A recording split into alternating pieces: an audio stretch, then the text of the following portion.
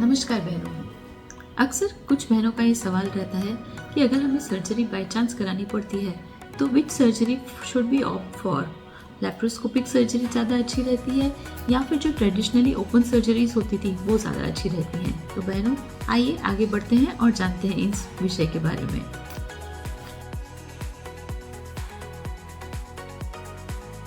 नमस्कार, मैं doctor Divya Tekani, senior consultant और laparoscopic surgeon at Divisha women's hospital. अक्सर हमारे मन में कभी हमें सर्जरी करानी पड़ती है तो ये डाउट्स आते हैं कि whether we should go in for laparoscopic surgery या फिर जिसे हम सादी भाषा में की होल सर्जरी कहते हैं, स्कारलेस सर्जरी कहते हैं या फिर मिनिमल इन्वेसिव सर्जरी कहते हैं। क्या ये मिनिमल इन्वेसिव सर्जरी अच्छी रहती है या फिर ट्रेडिशनली जो पहले चीरे वाले या फिर जो इंसिशन दे के जो सर्जरी की जाती है वो सर्जरी ज़्यादा अच्छी होती हैं। तो बहनों आइए आगे बढ़ते हैं और इस वीडियो में जानते हैं कि किस चीज़ के क्या क्या फ़ायदे होते हैं। सबसे पहले अगर हम बात करें लैप्रोस्कोपिक सर्जरी, लैप्रोस्कोपिक सर्जरी के दूसरे नाम जैसे कि keyhole surgery, minimal invasive surgery या फिर सादी भाषा में कुछ लोग इसे लेज़र वाली सर्जरी भी कहते हैं। तो इसके बहनों बहुत सारे फ़ायदे हैं। आजकल गायनेकोलॉजी में तो कोई भी ऐसी सर्जरी नहीं है जिसे हम लैप्रोस्कोपी से नहीं कर सकते हैं। अधिकतर सर्जरियां हम लैप्रोस्कोपी से कर सकते हैं, सिवाय कि जो कैंसर वाली कुछ सर्जरीज होती हैं, कैंसर भी अगर बहुत इनिशियल स्टेज में है तो भी हम उसे लैप्रोस्कोपी से ट्रीट कर सकते हैं। पर अगर कैंसर एडवांस स्टेज में है या फिर जो आपकी फाइब्रॉइड की गांठें हैं अगर वो बहुत ज़्यादा बड़ी हैं तो इन केसेस में कुछ केसेस में ही हमें ओपन सर्जरी की ज़रूरत पड़ती है। बाकी अधिकतर सर्जरीज हम लैप्रोस्कोपी के प्रोसीजर से की जा सकती हैं। अब अगर हम लैप्रोस्कोपी की बात करें तो सबसे पहले हम किन विषयों पर डिस्कस करेंगे कि प्री ऑप प्रिपरेशन हमें कितनी करनी पड़ती है, पेशेंट को हॉस्पिटल में कितने दिन रहना पड़ता है, पोस्ट ऑप उसे पेन कितना होता है और पोस्ट ऑप रिकवरी कितनी हो जाती है। तो अगर हम लैप्रोस्कोपी के विषय में देखें, जो दूरबीन से ऑपरेशन किए जाते हैं, जो मिनिमल इन्वेसिव ऑपरेशन किए जाते हैं, उनमें आप उसी दिन भी एडमिट हुए तो भी चल जाता है क्योंकि उस पर इतनी ज़्यादा हमें तैयारी नहीं करनी पड़ती है। दूसरी बात, उसमें पेन बहुत कम होता है। पोस्ट ऑप जो पेशेंट को मेडिकेशन पेन किलर्स हमें देने पड़ते हैं वो पोस्ट ऑप पेन किलर का रिक्वायरमेंट बहुत कम हो जाता है क्योंकि इसमें इंसेशंस बहुत छोटे छोटे आते हैं। जो 5 मिलीमीटर के जो हमारे इंस्ट्रूमेंट्स होते हैं, बस उन इंस्ट्रूमेंट्स को अंदर डालने के लिए हमें जो इंसेशंस देने पड़ते हैं वो, और जो एक दूरबीन का अंदर जाने के लिए इंसेशन होता है 1 सेंटीमीटर का, सिर्फ वो। जो ट्रेडिशनली हमें बड़ा इंसेशन देना पड़ता था वो बड़ा इंसेशन नहीं आता है। तो छोटे इंसेशन आने के कारण पेन रिलीफ काफ़ी अच्छा होता है। पेशेंट को पोस्ट ऑप हमें पेन किलर्स नहीं देने पड़ते हैं या फिर बहुत कम देने पड़ते हैं। उसके अलावा अगर हम बात करें कि पोस्ट ऑप में पेशेंट खाना पीना कब चालू कर सकता है, बाकी सब रिकवरी कैसी आती है, तो पोस्ट ऑप स्टे भी कम हो जाता है पेशेंट का। अधिकतर हम जब लैप्रोस्कोपिक सर्जरीज करते हैं तो पेशेंट 24 आवर्स में अपने घर भी जा सकते हैं।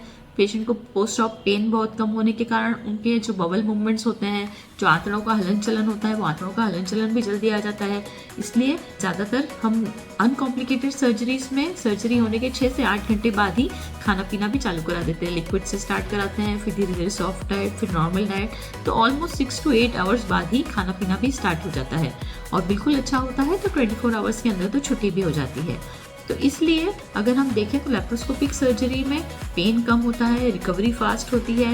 नॉर्मल आपके रूटीन पे आप you can get back to your routine very fast. और अगर आप वर्क डेज की बात करें तो वर्क डेज का लॉस भी लैप्रोस्कोपिक सर्जरी में ही कम होता है। अगर if you are working female तो आप 2-3 दिन में अपना नॉर्मल जो एक्टिविटी होती है, नॉर्मल जॉब, बैठे बैठे वगैरह वगैरह आपका जॉब है तो आप जॉब भी रिज्यूम कर सकते हैं।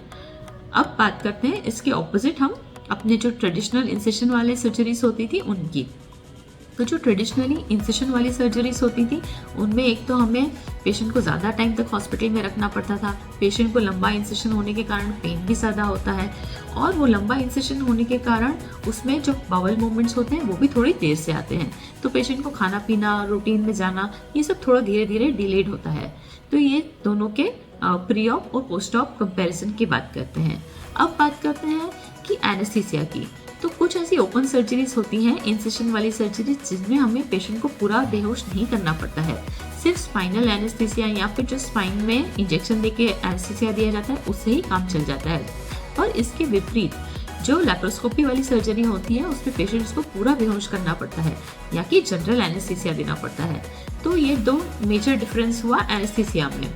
अब कॉम्प्लिकेशंस की बात करें तो लैप्रोस्कोपी में ऐसा नहीं है कि कॉम्प्लिकेशन बिल्कुल नहीं होता है। कॉम्प्लिकेशन होते हैं पर complication chances are very less. जो टेक्निक रिलेटेड कॉम्प्लिकेशंस हो सकते हैं, एनेस्थीसिया रिलेटेड कॉम्प्लिकेशंस हो सकते हैं, they are there but they are in a lesser percentage. Open surgeries में हैंडलिंग ज़्यादा होती है, इंसिशन बड़ा होता है, इसलिए कॉम्प्लिकेशन चांसेस ज़्यादा होता है, पेन भी ज़्यादा होता है। तो बहनों, ये शॉर्ट में हमने आज बात करी कि लैप्रोस्कोपिक सर्जरी और ओपन सर्जरी में क्या क्या मेजर डिफरेंसेस हैं, किस में रिकवरी फास्ट आती है, किस में पेन रिलीफ ज़्यादा होता है। तो इससे आपको बेसिक आइडिया आएगा which surgery you should opt for if you ever need a surgery. उम्मीद करती हूँ आज का वीडियो देखकर आपके थोड़े इस विषय से रिलेटेड डाउट्स दूर हुए होंगे। फिर भी आपको इससे रिलेटेड कुछ भी डाउट्स हो तो कमेंट सेक्शन में कमेंट करें। आज का वीडियो आपको यूजफुल लगा हो तो प्लीज़ मेरे चैनल को लाइक, शेयर और सब्सक्राइब जरूर करें। नमस्कार।